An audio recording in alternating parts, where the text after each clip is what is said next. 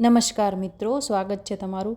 High court deputy section officer main એક્ઝામની date જાહેર થઈ ચૂકી છે 27 એપ્રિલ 2025. તો તમારી પાસે તૈયારી કરવા માટે 70 દિવસ છે. એક્ઝામ ટાઈપ રહેશે MCQ objective type. Exam centre હવે પછી ડિક્લેર થવાના છે.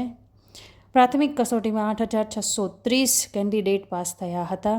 સિલેબસની અહીં વાત કરીએ તો કરંટ અફેર્સ તમારે કરવાનું છે. મેથેમેટિક્સ એટલે કે ગણિત તમારે કરવાનું છે. એનાલિટિકલ રિઝનિંગમાં પણ તમારે મહેનત કરવાની છે. મેન્ટલ એબિલિટી રિઝનિંગ જેવું જ થઈ જાય છે. કમ્પ્યુટર નોલેજ, ગુજરાતી લેંગ્વેજ જેમાં સાહિત્ય અને વ્યાકરણ આવી જાય છે. ઇંગ્લિશ લેંગ્વેજમાં ઇંગ્લિશ ગ્રામર આવી જાય છે. અને અહીં સ્ટેટિક જીકે એટલે કે જે જનરલ નોલેજ હોય છે, હિસ્ટ્રી, ભૂગોળ કે આવા બધા જે સબ્જેક્ટ છે તેનું બેઝિક જ્ઞાન તમારે હોવું જરૂરી છે. શક્યતા છે કે એમાંથી તમને ક્વેશ્ચન પૂછાઈ શકે. તો આ સિલેબસ તમારે ધ્યાનમાં રાખવાનો છે. કરંટ અફેર ખાસ 3 થી 4 મહિનાનું કરી લો તો સારું રહે. એનાથી વધારે આગળનું પૂછતા નથી.